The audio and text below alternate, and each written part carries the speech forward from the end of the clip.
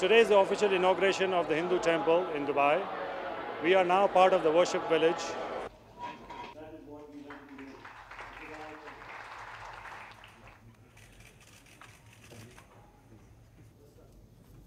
I would like to present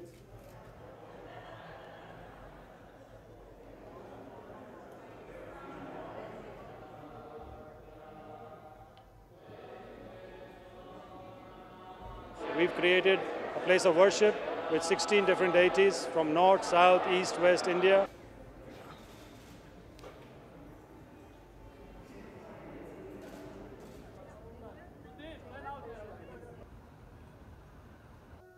अभी जो आपने वीडियो देखा है इसको थोड़ी देर में डिस्कस करेंगे, पहले लेक्चर को स्टार्ट कर लेते हैं। So hi guys and welcome back to the channel Deepak Yadav education. Welcome to the daily Hindu news and editorial analysis of 6 October 2022।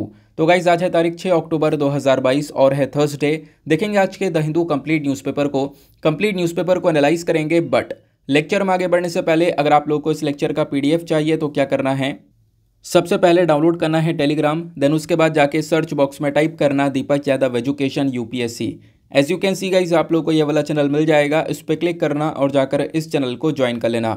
देखो अगर आप लोगों को इस तरीके से ये चैनल नहीं मिलता है तो नीचे डिस्क्रिप्शन बॉक्स में PDF लिंक के नाम से एक लिंक दिया गया है, जैसे आप उस पर क्लिक करोगे ये चैनल ऑटोमेटिकली ओपन हो जाएगा, इसको जाके ज्वाइन कर लेना। ज्वाइन करने से फ़ायदा क्या होगा, यहाँ पर डेली बेसिस पर लेक्चर का PDF मिल जाता है, डेली करंट अफेयर के वीडियो का PDF मिल जाता है और डेली बेसिस पर बहुत सारे डिजिटल नोट्स मिल जाते हैं। नाउ बढ़ते हैं आगे बढ़ने से पहले हमेशा की तरह हम लोग अपने लेक्चर को एक मैप के क्वेश्चन के साथ स्टार्ट करेंगे। तो आज आप सभी लोगों को मैप में जाकर देखना है शिवालिक एलिफेंट रिजर्व को कहाँ पर है ये एग्जैक्टली लोकेटेड, अच्छे से मैप में देखना। देन उसके बाद आकर नीचे कमेंट सेक्शन में टाइप करना, जिससे कि आप लोग इसको लंबे समय तक याद रख पाओगे। साथ ही साथ एक क्वेश्चन सॉल्व करेंगे जो कि UPSC प्रीवियस ईयर साल 2017 के प्रीलिम्स में पूछा गया था। डेली बेसिस पर हम लोग यहाँ पर एक प्रीवियस ईयर क्वेश्चन को भी सॉल्व करते हैं। क्वेश्चन क्या बोलता है, with reference to Quality Council of India consider the following statements. देखो यहाँ पर इस क्वेश्चन में आपसे एक पर्टिकुलर बॉडी के बारे में पूछा गया है जिसका नाम है quality Council of India. Quality Council of India को लेकर 2 स्टेटमेंट दिए गए हैं, बताना यह है कि कौन सा स्टेटमेंट करेक्ट है। पहला स्टेटमेंट ये बोलता है कि क्वालिटी काउंसिल ऑफ इंडिया को बनाया गया था jointly by the government of India और इंडियन इंडस्ट्री के थ्रू। दूसरा स्टेटमेंट बोलता है कि क्वालिटी काउंसिल ऑफ इंडिया के जो चेयरमैन होते हैं इनको अपॉइंट किया जाता है प्राइम मिनिस्टर के थ्रू और प्राइम मिनिस्टर को रिकमेंडेशन देती है हमारी इंडस्ट्री टू द गवर्नमेंट। ये तो हुए दोनों स्टेटमेंट। अब आगे आते हैं, इसी क्वेश्चन बोला गया कि इन दोनों स्टेटमेंट में से कौन सा स्टेटमेंट करेक्ट हो सकता है। ऑप्शन ए बोलता है 1 only, option B 2 only, option C दोनों करेक्ट हैं या फिर ऑप्शन डी ना पहला करेक्ट है ना दूसरा करेक्ट है। तो इसका सही आंसर आप सभी को नीचे कमेंट सेक्शन में देना है। एटलीस्ट सभी को इसमें पार्टिसिपेट करना है, जैसा मैं आप लोगों से डेली बेसिस पर बोलता हूँ। बाय द वे इसका जो करेक्ट आंसर है वो मैंने आपको टेलीग्राम पर प्रोवाइड करवा दिया है, वहाँ से भी चेकआउट कर सकते हो। अदरवाइज़ वहाँ पर आंसर नहीं मिलता है तो भी कोई परेशान होने की ज़रूरत नहीं है। वीडियो के लास्ट में इसके करेक्ट आंसर का डिस्कशन हम लोग करेंगे। तो चलो शुभारंभ करते हैं और चलते हैं सबसे पहले थंबनेल वाले इंपॉर्टेंट आर्टिकल की तरफ। तो UAE में अभी एक टेम्पल का उद्घाटन हुआ है, आप लोगों ने बिल्कुल सही पढ़ा है थंबनेल के अंदर। इसको लेकर बहुत सारे आर्टिकल्स पब्लिश हो रहे हैं, आप लोग देखोगे बहुत सारे न्यूज़पेपर्स ने इस आर्टिकल के बारे में चर्चा करी है, news 18, gulf news, daily star. उसके बाद यहाँ पर आप लोग अलग अलग और भी आर्टिकल्स देख पा रहे होंगे। Dubai Hindu temple blend of India and Arabic design build at cost $16 million, $16 million के अंदर इस टेम्पल को बनाया गया है। देन ऐसे ही आप लोग को और आर्टिकल देखने को मिलेंगे। उसके बाद में यहाँ पर आपको और भी बहुत सारे आर्टिकल देखने को मिल रहे होंगे, ठीक है ना। एक चीज़ यहाँ पे ध्यान में रख सकते हो, $16 मिलियन का ये टेम्पल बनाया गया है जिसके अंदर 16 डीटीज़ हैं, यानी कि 16 देवी देवता आपको यहाँ पर इस वाले टेम्पल में देखने को मिलेंगे। ये जो नया टेम्पल है बाहर से कुछ इस प्रकार से आपको ये देखने को मिल जाता है, ठीक है ना। और उसके बाद इस टेम्पल के बारे में थोड़ी सी और बातें जानने को मिल जाती हैं, जैसे कि इसको बनाया गया है 80,000 स्क्वायर फीट के एरिया में। ये कहाँ पे लोकेटेड है, तो दुबई का जो जबल अली एरिया है वहाँ पे जो वर्शिप विलेज एरिया है बेसिकली वहाँ पे ये टेम्पल स्थित देखने को मिलेगा। इस टेम्पल की जो स्पेशलिटी है वो यहाँ पर यह है कि इसके अंदर 16 देवी देवताएँ आपको देखने को मिलेंगे, जैसे कि यहाँ पर शिव जी, कृष्ण जी, गणेश जी, ऐसे यहाँ पर आपको महालक्ष्मी और भी ऐसे यहाँ पे अलग अलग देवी देवताएं देखने को मिलेंगे। साथ ही साथ में गुरु ग्रंथ साहिब भी आपको यहाँ पर इस टेम्पल में देखने को मिल जाते हैं। फिर उसके बाद में टेम्पल के स्ट्रक्चर के बारे में बात की गई है। तो टेम्पल का स्ट्रक्चर आपने जैसा स्टार्टिंग में देखा, जो वॉल्स वगैरह हैं, बहुत सारी नक्काशियाँ वगैरह यहाँ पर बनाई गई हैं, तो अपने आप में डिज़ाइन बहुत ज़्यादा अच्छा लग रहा है। देन यहाँ पर ये आपको जो भी बातें बता रहा हूँ मैं, न्यूज़ 18 का आर्टिकल है, वहाँ से आप लोग देख पा रहे होंगे। साथ ही साथ इस आर्टिकल मेंशन किया गया कि जब हम लोग बात करते हैं टेम्पल्स के इतिहास के बारे में, ठीक है ना, तो दुबई के अंदर जो टेम्पल का इतिहास है इसको देखोगे तो केवल यहाँ पर 2 ही टेम्पल्स हुआ करते हैं दुबई के अंदर। पहला तो बनाया गया था 1958 में और दूसरा अब इसका उद्घाटन कर दिया गया है, तो दूसरा यहाँ पर ये वाला टेम्पल हो गया। अब जो ये नए वाला टेम्पल एक तरीके से स्टार्ट हो चुका है, लोग जा रहे हैं घूमने के लिए। इसकी जो ओपनिंग वगैरह है ना, वो एक तरीके से बुकिंग्स के माध्यम से होंगी दिवाली तक। तो दिवाली तक तो बुकिंग्स के माध्यम से यहाँ पर इस टेम्पल के अंदर जा सकते हैं, लेकिन दिवाली के बाद में ये टेम्पल सभी लोगों के लिए यहाँ पर ओपन हो जाएगा, ऐसा यहाँ पर मेंशन किया गया है। हर रोज़ यहाँ पर आरती सेरेमनी भी हुआ करेगी, वो बात भी यहाँ पर रखी जाती है। आई होप आपको यहाँ पर पूरी तरह से क्लैरिटी मिल चुकी है इस टेम्पल के रिगार्डिंग। टेम्पल की अंदर और बाहर से बहुत सारी इमेजेस है जो कि आप लोग गूगल पर सर्च कर कर एक बार उनको देख भी सकते हो। नाउ आते हैं अगले आर्टिकल की तरफ। नेक्स्ट आर्टिकल काफ़ी इंपॉर्टेंट है, इसको आप लोग जीएस पेपर नंबर 3 एनवायरमेंट से और जीएस पेपर नंबर 1 ज्योग्राफी से भी रिलेट कर पाओगे। तो आर्टिकल में क्या बोला जा रहा है, देखो एक प्रोजेक्ट है लगभग 570 करोड़ रुपए का, और ये जो प्रोजेक्ट है ना, इसका मकसद होने वाला है यमुना नदी को साफ करना। तो दिल्ली जल बोर्ड के जो चेयरमैन है मनीष सिसोदिया साहब, इन्होंने यहाँ पर एक अप्रूवल दे दिया है इस पर्टिकुलर प्रोजेक्ट को, जो कि 570 करोड़ का ये प्रोजेक्ट है। और इस पर्टिकुलर प्रोजेक्ट के तहत इंश्योर ये किया जाएगा कि जो यमुना नदी है इसको 2025 तक हम लोग पोल्यूशन फ्री बना देंगे। क्योंकि करंट टाइम पर बात करें तो इस नदी के अंदर बहुत सारा प्रदूषण, बहुत सारा पोल्यूशन देखने को मिलेगा, तो इसको हमें पोल्यूशन फ्री बनाना है। उसके लिए दिल्ली गवर्नमेंट ने इस प्रकार का स्टेप उठाया है। तो ये बात क्लियर हो गई। ये तो आप लोग करंट इशू समझ सकते हो क्योंकि छोटा सा आर्टिकल है। इसके बाद एग्जाम पर्सपेक्टिव से क्या पूछा जा सकता है, अगर आप लोग प्रीवियस ईयर क्वेश्चन देखोगे तो वहाँ पे अगर कोई ऐसा आर्टिकल न्यूज़ में है, तो जैसे कि रिवर हो गया, रिवर के बारे में पढ़ लेना, ठीक है ना, इस रिवर को मैप में अच्छे से देख लेना। जैसे यहाँ पर बात की जा रही है यमुना नदी के बारे में, तो इस आर्टिकल के बैकग्राउंड में आपको जो पढ़ना है, अपने सिलेबस से जो लिंक करना है, बेसिकली वो यमुना नदी है, क्योंकि यमुना नदी चर्चा में है। कारण क्या है वो आप लोगों ने समझ लिया अभी, लेकिन अब यमुना नदी का थोड़ा बहुत आप लोग मैपिंग समझ लो एग्जैक्टली क्या है। देखो जो रिवर यमुना है ना, ये गंगा की ही एक मेजर ट्रिब्यूटरी है। यानी ट्रिब्यूटरी क्या होती है, सहायक नदी होती है। तो गंगा की एक सहायक नदी है यमुना, यानी गंगा में जाकर मिल जाती है। आगे कहाँ पे मिलती है मैं बताऊंगा आगे। फिलहाल जो यमुना नदी है ये कहाँ से निकलती है, ओरिजिनेट होती है यमुनोत्री ग्लेशियर से, ठीक है ना। तो हिमालयाज़ वाले रीजन में यमुनोत्री ग्लेशियर से ये निकल कर आती है, जो हमारा उत्तरकाशी डिस्ट्रिक्ट है उत्तराखंड के अंदर, एग्जैक्टली वहाँ से। तो वहाँ से ये ओरिजिनेट होती है और फिर उसके बाद में ये नदी बहती हुई, जैसे कि उत्तर प्रदेश, उत्तराखंड, हिमाचल प्रदेश, हरियाणा, दिल्ली, इन सभी एरियाज़ को कवर करती हुई बहती हुई कहाँ पे जाकर मिलती है, गंगा में जाकर मिल जाती है। गंगा में कौन से एरिया में जाकर मिलती है, प्रयागराज वाले एरिया में। प्रयागराज जो जगह है वहाँ पर जो गंगा नदी देखने को मिलेगी, वहाँ पर जो यमुना नदी है वो उस गंगा नदी में जाकर मिलकर एक संगम बनाती है, और वहीं पर कुंभ मेला भी होता है। आपको ये बात भी ध्यान में रखनी है। समझ में आ गई बात। तो प्रयागराज में बात ध्यान रखना, जो यमुना नदी है वो गंगा में मिलती है संगम में, और वहाँ पर कुंभ मेला भी होता है। क्लियर हो गई बात। बाकी यमुना नदी की जो लेंथ है वो लगभग 1376 किलोमीटर्स के आसपास देखने को मिलेगी। इस नदी के ऊपर कुछ इंपॉर्टेंट डैम्स हैं, जैसे वनडे एग्जामिनेशन के अंदर डैम्स के बारे में पूछ लिया जाता है। तो जैसे कि ये नदी मैंने आपको बताया उत्तराखंड, हरियाणा, दिल्ली, इन सभी एरिया से निकल रही है। तो उत्तराखंड में इस नदी के ऊपर लखवर व्यासी डैम बना हुआ है, हरियाणा में बना हुआ है ताजेवाला बैरेज डैम, ऐसी और भी डैम है, लेकिन ये डैम ऐसे 2 हैं जो कि न्यूज़ में रहते हैं। बाकी ये बात ध्यान रखना, यमुना नदी की इंपॉर्टेंट ट्रिब्यूटरीज कौन कौन सी हैं, सहायक नदियाँ कौन कौन सी हैं, क्योंकि ट्रिब्यूटरीज को लेकर एक बार क्वेश्चन आया है 2016 में, ब्रह्मपुत्र नदी की ट्रिब्यूटरी पूछ ली गई थी। तो आपको इसकी भी पता होनी चाहिए, क्योंकि चीज़ें रिपीट हो रही हैं अगर हम लोग देखें तो इंपॉर्टेंट ट्रिब्यूटरीज में बात करें तो चंबल, सिंध, बेतवा, केन, ये आपको 4 इंपॉर्टेंट ट्रिब्यूटरीज देखने को मिल जाती हैं यमुना नदी की। सिंपल बात हो गई। अब देखो यूपीएससी ने कभी पहले क्वेश्चन पूछा है क्या, हाँ पूछा है। देखो 2010 के अंदर ये क्वेश्चन पूछा गया था। क्वेश्चन क्या था, rivers that pass through Himachal Pradesh, Himachal Pradesh से कौन कौन सी नदियाँ पास होती हैं, ऐसा यहाँ पर क्वेश्चन था। तो आप कहोगे यहाँ पे इस क्वेश्चन में तो कोई लिंक नहीं हो रहा यमुना नदी से। तो अब यहाँ पर पहले इसके ऑप्शन पढ़ो। हिमाचल प्रदेश से कौन कौन सी नदियाँ पास होती हैं। ऑप्शन ए बोलता है Beas and Chenab only, option B बोलता है Beas and Ravi only, option C बोलता है चिनाब, रवि एंड सतलज ओनली, और ऑप्शन डी बोलता है ब्यास, चिनाब, रवि, सतलज और यमुना। अब ये बताओ कौन सा आंसर करेक्ट हो सकता है। अब अभी आप लोगों ने अगर थोड़ी देर पहले जो मैंने बताया वो अच्छे से सुना था कि यमुना नदी ओरिजिनेट कहाँ से होती है और कहाँ कहाँ से बहकर जाती है, तो आप इस क्वेश्चन को तो अटैम्प्ट कर पाओगे। मैंने आपको बताया यमुनोत्री ग्लेशियर से निकलती है, उसके बाद हिमाचल प्रदेश से में भी बहती है ना, हिमाचल प्रदेश से भी यमुना नदी गुजरती है। तो अगर आप लोगों को यमुना नदी का जो पाथ है वो पता था तो उसके बाद तो ये तीनों के तीनों जो ऑप्शन है वो एलिमिनेट ही हो जाएंगे। जो ऑप्शन डी है ना वो हमारा करेक्ट आंसर रहेगा, क्योंकि ऑप्शन डी के अंदर आपको यमुना नदी देखने को मिलती है, ऊपर तीनों के अंदर यमुना नदी नहीं है, जबकि यमुना भी पास होती है हिमाचल प्रदेश से, ठीक है ना। और इसी वजह से इसका आंसर जो है ना डी जो है वो करेक्ट आंसर बन जाएगा, ठीक है ना। ये बात क्लियर हो गई। जैसे मैंने आपको बताया ये नदी कहाँ कहाँ से पास होती है, उत्तर प्रदेश, उत्तराखंड, हिमाचल प्रदेश, हरियाणा, दिल्ली और जाकर फिर प्रयागराज में गंगा में मिल जाती है।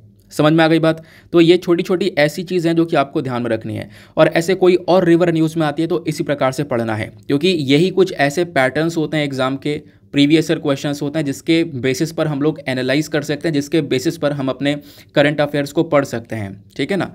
तो आगे आते हैं, लेकिन आगे बढ़ने से पहले मेक श्योर करना वीडियो पे जो लाइक का बटन है उसको आप लोग प्रेस कर दो। एक छोटा सा टारगेट है 5K प्लस लाइक्स का, जिसको आप लोगों को अचीव करवाना है। यार थोड़ा सा समय लगता है, थोड़ा सा समय क्या 1 सेकंड लगेगा, जितनी देर में मैंने बात बोली है उतनी देर में आप लोग लाइक करके वीडियो को सपोर्ट कर सकते हो, तो ऐसा काम ज़रूर करना। साथ ही साथ में मेरे साथ में इंस्टाग्राम पे कनेक्ट हो सकते हो। इंस्टाग्राम पे जाना, सर्च बॉक्स में टाइप करना दीपक यादव एजुकेशन, आपको ये वाला प्रोफाइल मिलेगा, तो यहाँ पर मेरे साथ में पर्सनली कनेक्ट कर पाओगे। और एक काम और करना, मेक श्योर करना कि वीडियो के नीचे कमेंट डाल दो आप, है ना। एक कमेंट डाल दोगे तो उससे भी यह है कि इंगेजमेंट हम लोगों का बहुत ज़्यादा बढ़ता है, क्योंकि काफ़ी सारे लोगों के नाम मुझे याद होते रहते हैं, कौन कौन यहाँ पर चैनल पर है उन लोग के बारे में पता चलता रहता है, कौन कौन लंबे समय से जुड़ा हुआ है, क्योंकि बहुत सारे लोग बहुत लंबे समय से जुड़े हुए हैं, वो लोग भी रेगुलर कमेंट करते रहते हैं, तो उनकी प्रोफाइल वगैरह उनके नाम वगैरह याद हैं, ठीक है ना। तो आप लोग भी कोशिश क्या करो कि कॉमेंट करा करो, जिससे कि आप लोगों के साथ में भी जो एंगेजमेंट है वो बना रहेगा और डेफिनेटली आगे तक बना रहे, है ना, और आप लोग अपने एग्ज़ाम को क्रैक भी करो। चलो फिर नेक्स्ट आर्टिकल पर आते हैं, बहुत ज़्यादा इंपॉर्टेंट होने वाला है, इसको आप लोग जीएस पेपर नंबर 3 एनवायरमेंट से रिलेट कर पाओगे, ठीक है ना। देखो रिसेंटली एक टाइगर रिजर्व न्यूज़ में था, वो कौन सा टाइगर रिजर्व था, वो था बांधवगढ़ टाइगर रिजर्व। अब ये बांधवगढ़ टाइगर रिजर्व मध्य प्रदेश में देखने को मिलता है। रिसेंटली न्यूज़ में इसलिए था क्योंकि इस पर्टिकुलर टाइगर रिजर्व पर बहुत सारी इंपॉर्टेंट चीज़ें मिली हैं, ऐतिहासिक चीज़ें मिली हैं, है ना, जो कि बहुत पुराने ज़माने से बिलोंग करती हैं। कुछ टेम्पल्स के अवशेष मिले हैं, उसके बाद गुफाएं मिली हैं, आपको याद होगा, जिसको आर्कियोलॉजिकल सर्वे ऑफ इंडिया ने बोला था कि वो बुद्धिस्ट केव्स हैं। फिर उसके बाद में वराह का स्कल्पचर मिला है, यानी कि विष्णु के अवतार हैं वराह, उनका स्कल्पचर मिला है। ये सारी चीज़ें रिसेंटली यहाँ पर मिली हैं बांधवगढ़ टाइगर रिजर्व से। तो जो गुफाएं मिली हैं ना इस टाइगर रिजर्व पर, जो बहुत पुरानी हैं, 2nd सेंचुरी से बिलोंग कर रही हैं वो गुफाएं आर्कियोलॉजिकल सर्वे ऑफ इंडिया ने बोला बुद्धिस्ट गुफाएं हैं वो, ठीक है ना, बुद्धिस्ट केव हैं, बुद्धिस्ट से रिलेटेड वो गुफाएं देखने को मिलती हैं। लेकिन अब यहाँ पर आप कह सकते हो कि एक पर्सनैलिटी आपको ये देखने को मिलेगी, इनका इंटरव्यू हुआ और इन्होंने यहाँ पर मेंशन किया कि वो बुद्धिस्ट गुफाएं नहीं हैं, जो बांधवगढ़ के अंदर गुफाएं मिली हैं ना वो बुद्धिस्ट गुफाएं नहीं हैं। ऐसा यहाँ पर ये क्यों बोलती हैं, इस बात को हम लोग आगे समझेंगे। लेकिन उससे पहले मैं आपको कुछ बेसिक, कुछ स्टैटिक सा पोर्शन बताता हूँ कि आखिरकार क्या हुआ था पिछले कुछ दिनों में, फिर उसके बाद यहाँ पर इनके राइटर के जो पॉइंट ऑफ व्यूज़ हैं आपके साथ में मैं वो डिस्कस करूँगा। देखो हुआ ये कि recently archaeological survey of India ने कुछ बुद्धिस्ट केव डिस्कवर करी थी, है ना, बांधवगढ़ टाइगर रिजर्व पर। और ये बांधवगढ़ टाइगर रिजर्व, ये ज़रूर लोकेशन ध्यान रखना, मध्य प्रदेश के अंदर ये आपको स्थित देखने को मिलेगा। क्या क्या मिला है यहाँ पर, तो आर्कियोलॉजिकल सर्वे ऑफ इंडिया ने बोला कि 26 बुद्धिस्ट केव्स मिली हैं, जो कि 5 और 2 सेंचुरी को बिलोंग करती हैं, यानी कि 2nd और 5th सेंचुरी को बिलोंग करती हैं। ये बहुत पुरानी केव्स मिली हैं, ऐसा यहाँ पर बोला गया। ये जो केव्स हैं ना, इनके जो डोर हैं, जो दरवाजे हैं, वो राउंड यानी गोल गोल दरवाजे देखने को मिल रहे हैं। फिर उसके साथ साथ यहीं पर इसी टाइगर रिजर्व में इंस्क्रिप्शंस मिले हैं, यानी कि होता नहीं है किसी चीज़ से लिख दिया जाता है गाड़ कर, तो वही इंस्क्रिप्शंस हम लोग कहते हैं। तो ब्राह्मी टेक्स्ट पर यहाँ पर कुछ इंस्क्रिप्शंस मिले हैं, ठीक है ना, ऐसे इंस्क्रिप्शंस मिले हैं ब्राह्मी टेक्स्ट के अंदर में। तो 24 इंस्क्रिप्शंस यहाँ पर मिले हैं, जो कि अगेन 2nd और 5th सेंचुरी को बिलोंग करते हैं। अब इस इंस्क्रिप्शन में क्या क्या लिखा हुआ है, यहाँ पर उन इंस्क्रिप्शंस के अंदर कुछ साइट के बारे में मेंशन है, जैसे मथुरा, है ना, फिर उसके बाद में यहाँ पर कौशंबी, पवता, देन उसके बाद में वेजा भारत, देन ये अलग अलग जो नाम है वो यहाँ पर इस इंस्क्रिप्शन के अंदर देखने को मिले हैं, जो कि अलग तरीके से लिखे हुए हैं। कुछ राजाओं के नाम भी लिखे हुए हैं जैसे कि भीमसेना, देन उसके बाद में पोथाश्री, देन भतदेव, ये कुछ किंग्स के नाम भी वहाँ पर मेंशन किए गए हैं उन इंस्क्रिप्शंस के अंदर में। तो ब्राह्मी टेक्स्ट के अंदर इस प्रकार के इंस्क्रिप्शंस लिखे गए हैं। आई होप आपको ये बात क्लियर हुई। ये भी यहाँ पर मिला था। फिर उसके बाद में टेम्पल्स मिले थे, मतलब कि जो टेम्पल्स है उनका कुछ टूटा फूटा सामान जो है वो सारी चीज़ें भी मिली हैं।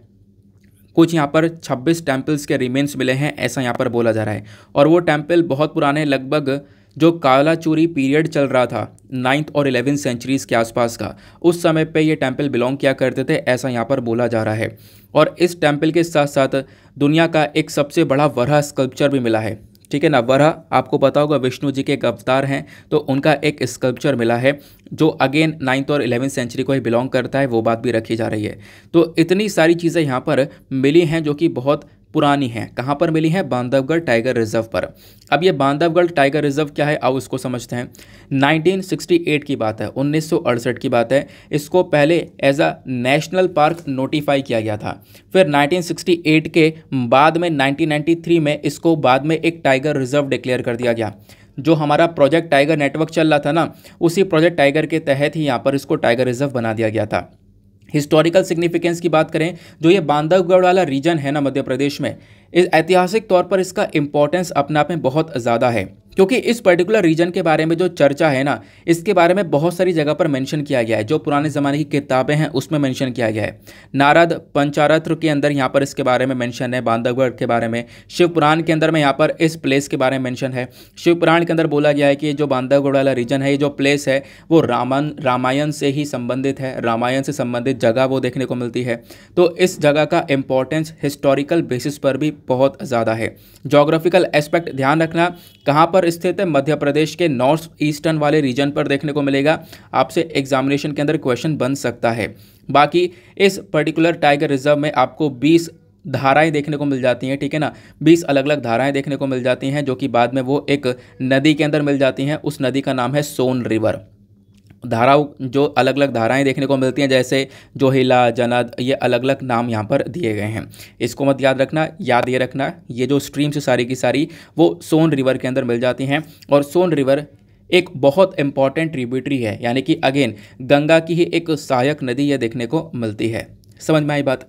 अब बायोडाइवर्सिटी की बात करें तो इस पर्टिकुलर टाइगर रिजर्व पर आपको बहुत सारे अलग अलग जानवर, अलग अलग पेड़ पौधों की प्रजातियां भी मिलती हैं। तो लगभग 22 से ज़्यादा जो प्रजातियां मैमल्स की वो यहाँ पर पाई जाती हैं, प्लस 250 से ज़्यादा जो बर्ड्स हैं उनकी प्रजातियां पाई जाती हैं। अब कौन कौन से जानवर एग्जैक्टली यहाँ पर पाए जाते हैं? तो Asiatic jackal, Bengal fox, sloth bear, striped hyena, leopard, tiger, wild pigs, nilgai, chinkara, gaur, इस प्रकार से अलग अलग जानवर यहाँ पर पाए जाते हैं। तो ये बात भी ज़रूर से दिमाग में रखनी है, ठीक है ना, क्योंकि इंपॉर्टेंट है, ऐसे क्वेश्चंस बनते रहते हैं। अब हुआ क्या, जो भी मैंने आपको बताया केव्स मिली हैं, बुद्धिस्ट केव मिली हैं, वो यहाँ पे अशोका यूनिवर्सिटी के प्रोफेसर हैं। इन प्रोफेसर का कहना है कि नहीं वो बुद्धिस्ट केव नहीं है, ठीक है ना, वो बुद्धिस्ट केव नहीं है, ऐसा यहाँ पर इन्होंने बोला। क्यों बोला, आओ इस बात को यहाँ पर समझते हैं। इनका कहना यह है कि देखो, अगर आप लोग देखोगे जो भी ये केव्स मिली हैं वो बुद्धिस्ट नहीं हैं, क्योंकि यहाँ पे अगर बुद्धिस्ट केव होती तो एक मेमोरियल स्तूपा होना चाहिए था, कुछ कार्विंग्स बुद्धिस्ट कैरेक्टर के अंदर होनी चाहिए थी, बुद्धिस्ट कैरेक्टर्स की कार्विंग्स यहाँ पर होनी चाहिए थी, लेकिन ऐसा कुछ भी नहीं है, ठीक है ना। हालांकि हमें बांधवगढ़ टाइगर रिजर्व के अंदर बहुत सारी और भी केव्स मिली हैं, तो उन केव्स के साथ में अगर आप लोग लिंक करके भी देखोगे तो भी यहाँ पर ये बुद्धिस्ट केव की तरह नज़र नहीं आती हैं। इनका कहना एग्जैक्टली ये है, ठीक है ना। तो हमें यहाँ पर इसके ऊपर अभी और काम कर रहे हैं, ऐसा भी यहाँ पर इन्होंने मेंशन किया है। ये बोलती हैं जो केव है ना, ये बेसिकली यहाँ पर एक नॉर्मल केव है। यहाँ पे ये जो केव है ये बना दी गई थी ऐसी, जो लोग हुआ करते थे वहाँ पर मेनली जो मैन ऑफ कॉमर्स हुआ करते थे, ठीक है ना, जिनको कॉमर्स की नॉलेज थी, क्राफ्टमैन हुआ करते थे, ठीक है ना, जो हाथ से काम करते थे, कारीगर हुआ करते थे, उनके थ्रू यहाँ पर एक केव्स बना दी गई थी। कभी कभी ओकेजनली यहाँ पर किंग्स के थ्रू यहाँ पे बनवा दी जाती थी। तो उसी प्रकार से यहाँ पर इस केव को भी बनाया गया है, लेकिन ये ऐसा नहीं है कि ये बुद्धिस्ट केव है, ऐसा यहाँ पर इन राइटर का कहना है, ठीक है ना। तो ये बात आपको समझ में आ गई है। तो ये छोटे छोटे पॉइंट्स जो कि बहुत ज़्यादा रेलिवेंट थे। इतनी देर से यहाँ पर एक और वर्ड आया है आर्कियोलॉजिकल सर्वे ऑफ इंडिया। तो आपको पता है आर्कियोलॉजिकल सर्वे ऑफ इंडिया के बारे में, मैंने आपको पढ़ाया भी था। आर्कियोलॉजिकल सर्वे ऑफ इंडिया एक बॉडी है जिसका मेन काम है हमारे मॉन्यूमेंट्स को प्रोटेक्शन देना, कुछ नई नई खोज करना। तो अभी जो यहाँ पर ये गुफाएं वगैरह मिली हैं वो सब आर्कियोलॉजिकल सर्वे ऑफ इंडिया ने ही खोजी हैं। तो चीज़ों को एक्सप्लोर करना, एक्सकेवेट करने का काम ASI का होता है। एक सिंपल सा आप लोगों से क्वेश्चन है, बहुत ही सिंपल सा, जो कि UPSC ने प्रीलिम्स में भी पूछा था। आर्कियोलॉजिकल सर्वे ऑफ इंडिया कौन सी मिनिस्ट्री के अंडर में आता है? उस मिनिस्ट्री का नाम नीचे कमेंट सेक्शन में फटाफट लिख दो। सिंपल क्वेश्चन है बिल्कुल। नाउ आते हैं नेक्स्ट आर्टिकल की तरफ। अगला आर्टिकल और भी ज़्यादा इंपॉर्टेंट होने वाला है। आने वाले टाइम पर हो सकता है इसके ऊपर कोई आर्टिकल पब्लिश हो जाए। पहला काम तो आपको ये करना है, गाम्बिया न्यूज़ में है, और गाम्बिया मैंने आपको पहले न्यूज़ में देखने के लिए, मतलब मैप में देखने के लिए बोल भी चुका हूँ, ठीक है ना। अब तो गाम्बिया को पहली बात आज फिर से मैप में देख लेना एक बार, इसकी लोकेशन एग्जैक्टली क्या है। गाम्बिया चर्चा में है। क्यों चर्चा में है? क्योंकि देखो इंडियन कंपनी जो है ना, इंडियन कंपनी बहुत सारी हैं जो कि कफ का सिरप बनाती हैं। हो जाता है ना किसी को कफ वगैरह हो गया है ना, खांसी वगैरह हो रही है, जुकाम हो रहा है, तो उसके लिए सिरप बना देती हैं। तो इंडियन फर्म्स ने यहाँ पर कुछ सिरप बनाए, कफ सिरप, लेकिन वो कफ सिरप गाम्बिया के अंदर यूज़ करे गए और उस सिरप की वजह से लगभग 66 बच्चों की जान चली गई है। इसको लेकर एक कंसर्न बना हुआ है। ये वाला आर्टिकल ना आज के द हिंदू के फ्रंट पेज पर भी आपको देखने को मिलेगा। तो वर्ल्ड हेल्थ ऑर्गेनाइजेशन ने यहाँ पर बोला है, वेडनेसडे में यानी कि कल के दिन ही वर्ल्ड हेल्थ ऑर्गेनाइजेशन ने एक अलर्ट जारी किया और बोला कि इंडियन फर्म्स की 4 सिरप हैं ऐसी, है ना, कफ और कोल्ड यानी कि जो एक खांसी जुकाम की सिरप हैं, ये 4 सिरप देखने को मिल रही हैं। उन 4 सिरप को बनाया गया है मेडन फार्मास्यूटिकल्स के थ्रू भारत में, और इसको लेकर WHO ने एक वार्निंग दे दी है और बोला यह है कि इन सिरप की वजह से हो सकता है कि किडनी इंजरीज हो जाएं, है ना, और किडनी इंजरी के साथ साथ पॉसिबिलिटी है कि जो भी व्यक्ति इसको कंज्यूम करे उसकी डेथ भी हो जाए, और ऐसा हुआ भी है। 66 चिल्ड्रन की डेथ हुई है गाम्बिया के अंदर में। गाम्बिया एक अफ्रीकन नेशन है, आप सभी को पता है। तो इसी वजह से यहाँ पर WHO भी एक तरीके से एक्टिव हुआ, और रिपोर्ट्स के अकॉर्डिंग बताया जा रहा है कि ये जो WHO है वो आगे भी यहाँ पर इस चीज़ का एक जो वार्निंग है वो जारी करता है, आगे भी यहाँ पर कुछ कंट्रीज़ को बोलता है, ठीक है ना, क्योंकि और भी कंट्रीज़ के अंदर ये जो सिरप हैं वो जाती हुई नज़र आती हैं, वहाँ पे यूज़ होता है। तो इस चक्कर में WHO ने अपना थोड़ा सा कंसर्न दिखाया। जो लैबोरेटरी एनालिसिस किया गया इसका, है ना, जब देखा गया भैया इस सिरप की वजह से कैसे इतने सारे बच्चों की डेथ हो गई, उसका एनालिसिस किया गया। तो उसके एनालिसिस के बेसिस पर बताया गया कि इस सिरप के अंदर कुछ चीज़ें ऐसी हैं जो कि अनएक्सेप्टेबल हैं, जिसको बिल्कुल भी एक्सेप्ट नहीं किया जा सकता। और वो क्या है? देखो, कुछ ज़्यादा ही अमाउंट में डाई इथाइलिन ग्लाइकोल देखने को मिलेगा, और दूसरा इथाइलिन ग्लाइकोल, ठीक है ना। डाई इथाइलिन ग्लाइकोल और इथाइलिन ग्लाइकोल, ये दोनों थोड़ा ज़्यादा मात्रा में है, ऐसा WHO ने बोला। और वार्निंग दे दी है कि देखो गाम्बिया के अंदर और भी जगह पर इस प्रोडक्ट का इस्तेमाल हो रहा है, तो अभी के लिए यहाँ पर उसके ऊपर रोक लगाई जाए, अभी के लिए यहाँ पर उसके ऊपर रिस्ट्रिक्शन लगाई जाए।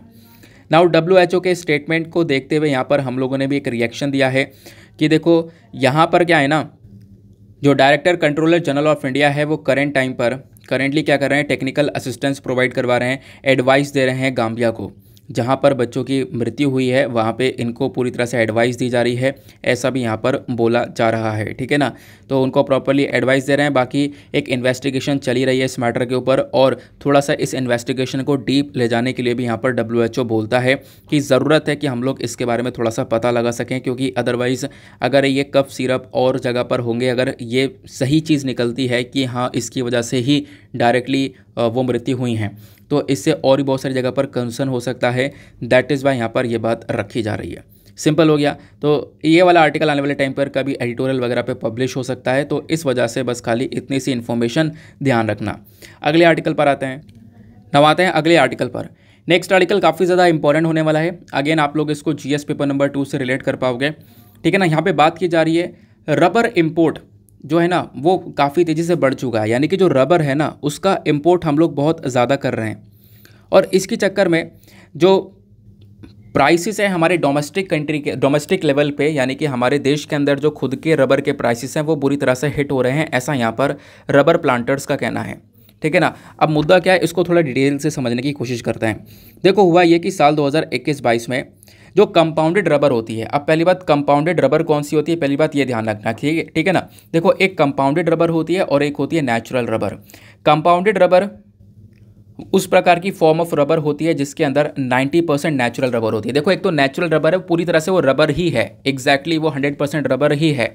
लेकिन कंपाउंडेड रबर कौन सी होती है? वो ऐसी रबर होती है जिसके अंदर 90% नेचुरल रबर होती है, ठीक है ना, 90% तक नेचुरल रबर पाई जाती है। तो इस प्रकार की जो कंपाउंडेड रबर है उसको हम लोगों ने इंपोर्ट किया है, और साल 2021-22 के अंदर जो इंपोर्ट है वो बहुत बढ़ चुका है, एक अल्टीमेट लेवल पर पहुंच चुका है। और जब ये इंपोर्ट बढ़ा तो इसकी वजह से जो हमारे कंट्री के अंदर जो हमारे रबर फार्मर्स है, जो हमारे कंट्री के अंदर रबर को ग्रो कर रहे थे, उनको अफेक्ट हुआ है, उनके ऊपर यहाँ पर एक नेगेटिव इम्पैक्ट पड़ा है, क्योंकि हमारे कंट्री के अंदर जो रबर का प्रोडक्शन है उसके ऊपर एक नेगेटिव इम्पैक्ट पड़ा है।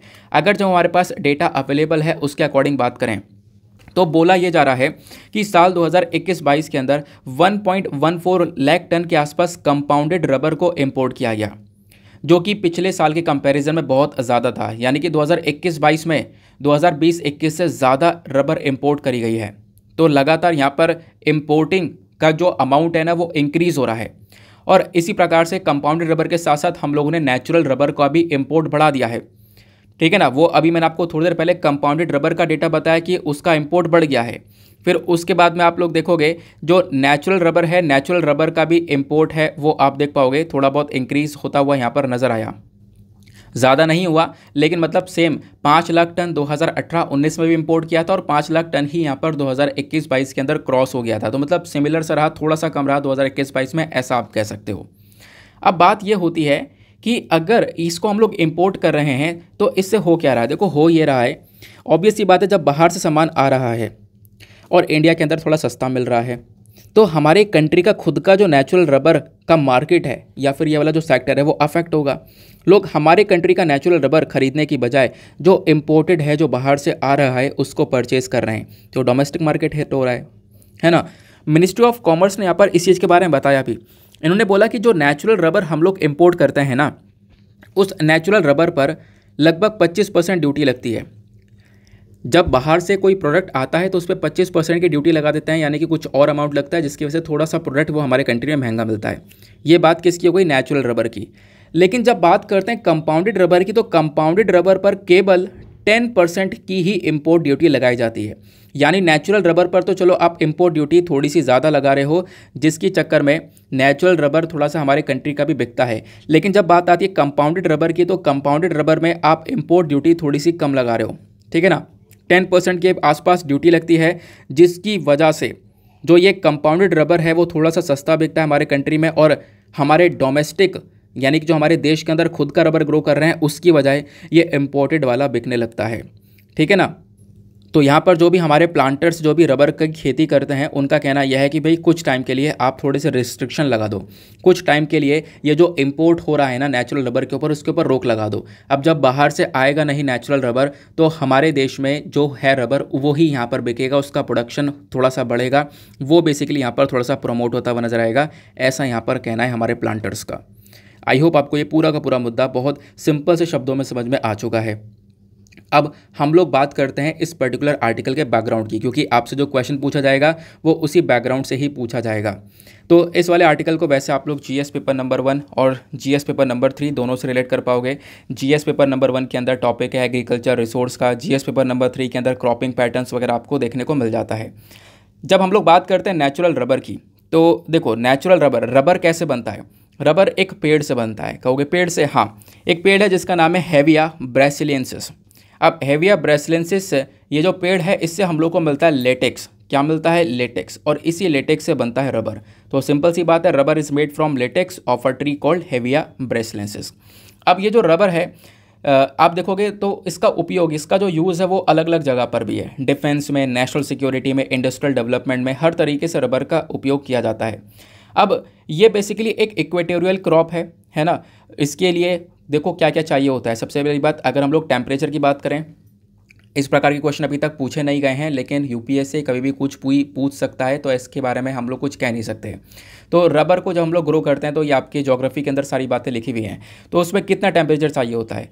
25 डिग्री सेल्सियस से ऊपर टेम्परेचर चाहिए होता है, यानी कि इससे ऊपर का तापमान चाहिए। साथ ही साथ में यहाँ पर जो क्लाइमेट है उसके अंदर थोड़ी सी नमी चाहिए होती है।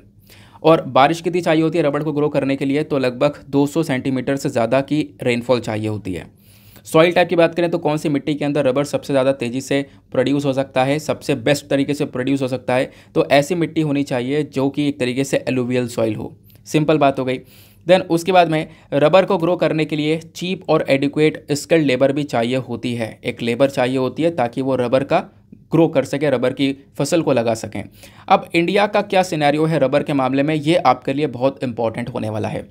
देखो होता क्या है, जो ब्रिटिशर्स है, जो अंग्रेज हैं, ये लोग सबसे पहला रबर का प्लांटेशन भारत में लगाते हैं 1902 में। 1902 में सबसे पहला रबर का प्लांटेशन लगता है। कहाँ पे लगता है? केरला के पेरियर नदी के किनारे। और इंडिया आज के टाइम पर छठा लार्जेस्ट प्रोड्यूसर है नेचुरल रबर का पूरे दुनिया में। हम लोग नेचुरल रबर के मामले में छठे नंबर पर आते हैं, जो कि सबसे ज़्यादा प्रोडक्शन करता है। साथ ही साथ में एक हाईएस्ट प्रोडक्टिविटी हम लोग की देखने को मिली थी 2017-18 में लगभग 6,94,000 टन के आसपास हम लोगों ने रबर को प्रोड्यूस किया था। अब हमारे देश में रबर का प्रोडक्शन हो रहा है, सिंपल बात है, लेकिन कौन से स्टेट में सबसे ज़्यादा हो रहा है ये बात भी पता होनी चाहिए। तो टॉप रबर प्रोड्यूसिंग स्टेट्स के अंदर आता है केरला, तमिलनाडु और कर्नाटका। फिर उसके बाद में एक और इम्पॉर्टेंट पॉइंट, सरकार के बहुत सारे इनिशिएटिव्स हैं जो कि रबर को ग्रो करने में मदद करते हैं। वो कौन कौन से इनिशिएटिव हैं? Rubber plantation development scheme and rubber group planting scheme. ये कुछ अलग अलग इनिशिएटिव हैं जिसके माध्यम से रबर का सेक्टर और तेज़ी से ग्रो हुआ। फिर एक और इनिशिएटिव उठाया गया है, वो है 100% FDI, जो फॉरेन डायरेक्ट इन्वेस्टमेंट होता है। बाहर से जो लोग आते हैं, पैसा को निवेश करते हैं हमारे देश में, तो उसको 100% कर दिया गया है। और ना केवल रबर के ऊपर, rubber, coffee, T, cardamom, palm oil और साथ ही साथ ऑलिव ऑयल ट्री, ये कुछ ऐसी चीज़ें हैं, अगर आप लोग इनका ग्रो कर रहे हो, इनको कंट्री के अंदर लगा रहे हो, उनकी ग्रोथ कर रहे हो, तो इसके ऊपर जो बाहर से अगर कोई व्यक्ति इन्वेस्टमेंट करना चाहता है तो 100% तक के लिए उसको ओपन दिया गया है। आप आराम से पूरी तरह से इन्वेस्टमेंट कर सकते हो। FDI पूरी तरह से खोल रखी है। बाकी आपने देख लिया कि इंडिया के अंदर कौन कौन से स्टेट्स जहाँ पे सबसे ज़्यादा प्रोडक्शन होता है। अब बात करते हैं बहुत जो इंपॉर्टेंट प्रोड्यूसर्स हैं, यानी दुनिया भर में कौन कौन से ऐसे कंट्रीज़ जो कि सबसे ज़्यादा रबर को प्रोड्यूस करते हैं। तो क्योंकि भारत तो छठे नंबर पर आ रहा है, तो इससे पहले 5 और कौन कौन से हैं, तो उसमें आता है थाईलैंड, इंडोनेशिया, मलेशिया, वियतनाम और चाइना। ये यहाँ पर टॉप की 5 कंट्रीज़ आपको रबर प्रोडक्शन के मामले में देखने को मिलती हैं। ये हो गए प्रोड्यूसर। अब बात करते हैं कंज्यूमर्स की, यानी सबसे ज़्यादा रबर का कंजम्पशन कौन करता है, सबसे ज़्यादा यूज़ कौन करता है, तो उसमें आता है China, India, USA, Japan, Thailand, Indonesia और मलेशिया। समझ में आ गई बात। अब रबर से ही संबंधित एक एक्ट है जिसको हम लोग बोलते हैं रबर एक्ट 1947। अब रबर बोर्ड, यहाँ पर देखो रबर एक्ट के तहत ही क्या कर रखा है ना, एक रबर बोर्ड बना रखा है। हर एक का बोर्ड बना हुआ है। जैसे जो चाय की पत्ती का सेक्टर है उसके लिए टी बोर्ड बना रखा है, और टी बोर्ड को लेकर अब की बार UPSC ने क्वेश्चन पूछा था। अगर मैं आप लोगों से एक सिंपल सी बात पूछूं कि जो टी बोर्ड है, टी बोर्ड का हेड ऑफिस कहाँ पर है, उसका जो जगह का नाम है नीचे कमेंट सेक्शन में लिखने की कोशिश करना। बाकी रबर बोर्ड की बात करें तो रबर बोर्ड भी एक इंपॉर्टेंट बॉडी है जिसको रबर एक्ट 1947 के अंदर में बनाया गया है। और इस बॉडी का ऑब्वियस सी बात है काम क्या है कि हमारे देश में जो पूरा रबर इंडस्ट्री है, रबर सेक्टर है, उसका डेवलपमेंट करना, उसको रेगुलेट करना, उसको लगातार आगे बढ़ाते रहना। और इसी रबर बोर्ड का जो हेड ऑफिस है वो आपको केरला में जो कोट्टयम है एग्जैक्टली वहाँ पर देखने को मिलेगा।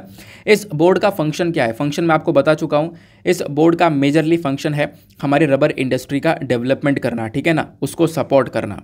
समझ में आ गई बात। तो ये कुछ ऐसा फैक्चुअल डेटा है जहाँ से प्रीलिम्स में क्वेश्चन बनने के चांसेस काफ़ी ज़्यादा रहते हैं। नेक्स्ट आर्टिकल पर आते हैं। ये सारे आर्टिकल आपके बिजनेस पेज पर देखने को मिलेंगे। अगला आर्टिकल ये देखने को मिलेगा, ये वाला डिस्कस करेंगे, फिर उसके बाद ओपेक वाला आर्टिकल भी डिस्कस करेंगे। यहाँ पे क्या बात की जा रही है, centre raises credit limit under ECLGS for airlines to 100% debt up to 1500 crore. अब इसका मतलब क्या है, इस बात को समझना। छोटा सा आर्टिकल है, ज़्यादा कुछ यहाँ पर इस आर्टिकल में है नहीं। ECLGS की फुल फॉर्म है emergency credit line guarantee scheme. तो इस क्रेडिट लाइन गारंटी स्कीम के तहत हमारी जो केंद्र सरकार है ना, वो कुछ उधार, कुछ पैसा प्रोवाइड करवाती है हमारे बिजनेसेस को, है ना। छोटे छोटे जो MSMEs हैं, अब तो बड़े बड़े बिजनेसेस को भी कवर कर रहे हैं, क्योंकि इस ECLGS को emergency credit guarantee line scheme को लेकर आया गया था साल 2020 में कोविड के समय पर। कोविड के समय में हुआ क्या था, कोविड की वजह से बहुत सारी जो इंडस्ट्रीज़ हैं वो अफेक्ट हो गई थी। बहुत सारी इंडस्ट्रीज़ में हम लोगों ने देखा काफ़ी ज़्यादा नुकसान हो रहा था, जिसकी वजह से उनको वापस से रिवाइव करने के लिए इस ECLGS को लेकर आया गया। अब होता क्या है कि केंद्र सरकार ने इस ECLGS के अंदर में जो अमाउंट रखा था कि भाई पहले आपको इतना पैसा दिया जा रहा था, सपोज़ पहले 400 करोड़ रुपए दिया जा रहा था एयरलाइंस को, है ना, कि 400 करोड़ रुपए तक का कर्ज ये एयरलाइंस ले सकते हैं। लेकिन अब यहाँ पर इस कर्ज को बढ़ा दिया गया है, 1500 करोड़ कर दिया गया है, क्योंकि यहाँ पर हमारी मिनिस्ट्री ऑफ फाइनेंस का कहना यह है कि देखो एयरलाइन एक बहुत इंपॉर्टेंट चीज़ है जो कि हमारे इकोनॉमी को डेवलप करने में काम करती है। इकोनॉमी के लिए एयरलाइन बहुत ज़्यादा इंपॉर्टेंट है, जिसकी वजह से जो क्रेडिट की लिमिट है, जो उधार की लिमिट है एयरलाइंस के लिए, उसको बढ़ा दिया गया है। उसको बढ़ाकर 1500 करोड़ कर दिया गया है, जो कि पहले 400 करोड़ हुआ करता था, ऐसा यहाँ पर मेंशन किया गया इस पर्टिकुलर आर्टिकल के अंदर में। समझ में आई बात। लेकिन अभी भी बहुत सारी चीज़ें हैं जो कि इस आर्टिकल में हैं और आपको एग्जाम के लिए पढ़नी है, जैसे emergency credit line guarantee scheme. आखिरकार ये एग्जैक्टली है क्या? देखो, इस पर्टिकुलर स्कीम को लेकर आया गया था जब हम लोग आत्मनिर्भर भारत लेकर आए थे। आत्मनिर्भर भारत का यहाँ पर एक हिस्सा आप लोग कह सकते हो, कोविड-19 की वजह से इस ECLGS को लेकर आया गया। इसका ऑब्जेक्टिव क्या था? इसका ऑब्जेक्टिव था कि हम लोग छोटे छोटे बिजनेसेस को सपोर्ट कर सकें, जो कि जिनके ऊपर काफ़ी सारा उधार है, वो उधार पे भी कर रहे हैं, अब उनके बिजनेसेस भी ठप हो चुके हैं, तो उनको सपोर्ट करने के लिए यहाँ पर इस पर्टिकुलर स्कीम को लेकर आया गया था। यहाँ पे बोला क्या जाता है, देखो इसके अंदर क्या बोला जाता है कि जो 100% गारंटी है ना, वो सरकार प्रोवाइड करवाएगी। अब आप कहोगे मतलब क्या है? देखो 100% यहाँ पर गारंटी देने के लिए एक बॉडी बना रखी है NCGTC, मतलब national credit guarantee trustee company. कहोगे नहीं समझ में आया? देखो अब यहाँ पर अब समझ में आ जाएगा, सारी बातें क्लियर हो जाएंगी। होता क्या है कि जब भी लोन लेंगे ये लोग, क्योंकि ऑब्वियसली बात है पैसा उधार लेंगी, छोटे बिजनेसेस हैं जो भी है पैसा उधार लेंगे ये लोग, और पैसा अगर इस स्कीम के अंदर में उधार लेंगे तो किससे लेना होगा? ऑब्वियसली बात है जो बैंक हो गए, फाइनेंशियल इंस्टीट्यूशन हो गए, नॉन बैंकिंग फाइनेंशियल कंपनी हो गई, इन्हीं से तो पैसा उधार लिया जाएगा। ठीक बात है। अब आप ये देखो, क्या ये जो बैंक वगैरह ये सब पैसा ऐसे दे देंगे? जब आप कोई पैसा लेते हो लोन पर या कर्ज लेते हो तो उसके बदले में कुछ सिक्योरिटी रखते हो, कोलेटरल रखते हो, है ना, कुछ चीज़ें अपने प्रॉपर्टी वगैरह कुछ भी रखते हो, उसके बदले में यहाँ पे बैंक वगैरह या फिर ये जो कंपनीज हमारी वो पैसा प्रोवाइड करवाती हैं आपको। लेकिन इस ECLGS के अंदर बोला ये जाता है कि जो भी बिजनेसेस हैं, आपको पैसा लेना है आप उठा लो पैसा, आपको कोई गारंटी देने की ज़रूरत नहीं है, क्योंकि यहाँ पर गारंटी कौन दे रहा है? गारंटी यहाँ पर सरकार प्रोवाइड करवा रही है। इसी वजह से इसको बोला गया है emergency credit guarantee line scheme. ठीक है ना। तो यहाँ पर credit line guarantee scheme basically अगर हम इसको बोले तो जो गारंटी दी जा रही है ना, जो भी गारंटी है वो यहाँ पर सरकार प्रोवाइड करवा रही है। और सरकार गारंटी कैसे दे रही है? एक बॉडी की मदद से, जिसका नाम है national credit guarantee trustee company. इस कंपनी के माध्यम से गारंटी दी जाएगी बैंक को कि भैया आपके पास पैसा आ जाएगा, जो भी बिजनेस MSME जो भी पैसा लेने आया है आप उसे पैसा दे दो। तो ये कॉन्सेप्ट आपको ECLGS का देखने को मिलेगा। अब इस पर्टिकुलर स्कीम को हम लोग अलग अलग फेस में लेकर आते रहे, 1.0, 2.0, 3.0, इस प्रकार से अलग अलग फेसेस के अंदर लॉन्च करते रहे। तो जैसे कि ECLGS 1.0 आया, तो ECLGS 1.0 को हम लेकर आए थे ताकि हम लोग क्या कर सकें, फुल्ली गारंटेड और कोलेटरल फ्री एडिशनल क्रेडिट दे सके MSMEs को, यानी कि जो हमारे माइक्रो स्मॉल मीडियम एंटरप्राइजेस हैं, छोटे छोटे जो बिजनेसेस हैं, उनको क्या कर सके, अगर उनको पैसा लेना है तो वो पैसा ले लें, उसके बदले में उनको कोलेटरल ना देना पड़े, कोई सिक्योरिटी ना देना पड़े, है ना। इसकी गारंटी यहाँ पर सरकार अपनी साइड से दे देगी। सरकार बोलेगी कि यह पैसा आ जाएगा, हम आपको प्रोवाइड करवा देंगे, लेकिन यहाँ पर गारंटी इनसे मत लो। जितना पैसा यहाँ पे ये लोग मांग रहे हैं इस स्कीम के अंदर में, बेसिकली जो भी लिमिट रखी गई है उसके बेसिस पर, तो वो उतना पैसा यहाँ पर इनको दे दिया जाए। तो इसके चक्कर में ये लोग ग्रो करते हुए नजर आएंगे। आई होप आपको यहाँ पे समझ में आया। लेकिन जो ये ECLGS 1.0 था ना, इसके अंदर क्या किया गया, इसके अंदर कुछ लिमिट रखी गई थी। इसमें यह बोला गया कि देखो मान लो कोई MSME है जिसने पहले से यहाँ पर कहीं और से उधार उठा रखा है, 25 करोड़ रुपये का इसके ऊपर बकाया है, लेकिन वो 25 करोड़ रुपये धीरे धीरे पे कर रहा है। ठीक है ना। ये 25 करोड़ रुपए NPA नहीं है, नॉन परफॉर्मिंग एसेट नहीं है। ऐसा नहीं है कि 25 करोड़ रुपए डूब गया बैंक का, वो दे नहीं रहा है, ऐसा कुछ नहीं है। ये कंपनी क्या कर रही है, 25 करोड़ रुपए का बकाया लिया था इसने, धीरे धीरे यहाँ पर दे रही है, धीरे धीरे पेमेंट कर रही है। तो ऐसी कंपनियाँ, ठीक है, ध्यान रखना, तो ऐसी जो कंपनियाँ हैं, जो ऐसे एंटरप्राइजेस हैं, वो यहाँ पर emergency credit guarantee line scheme के अंदर अमाउंट उठा सकती हैं। क्लियर हो गई बात, समझ में आ गई। ऐसे यहाँ पर 2.0 लेकर आया गया। तो इमरजेंसी क्रेडिट गारंटी लाइन, जो इस credit line guarantee scheme basically, इसका 2.0 लेकर आया गया। 2.0 के अंदर लगभग 26 सेक्टर के ऊपर जोर दिया गया था। और यहाँ पे बोला गया कि मान लो कोई ऐसा सेक्टर है जिसका एक तरीके से पहले से बकाया है, जो कि पेमेंट कर रहा है, 50 करोड़ से लेकर 500 करोड़ तक का बकाया है, तो उनको भी यहाँ पर कवर किया जाएगा। फिर उसके बाद में ECLGS 3.0 आया।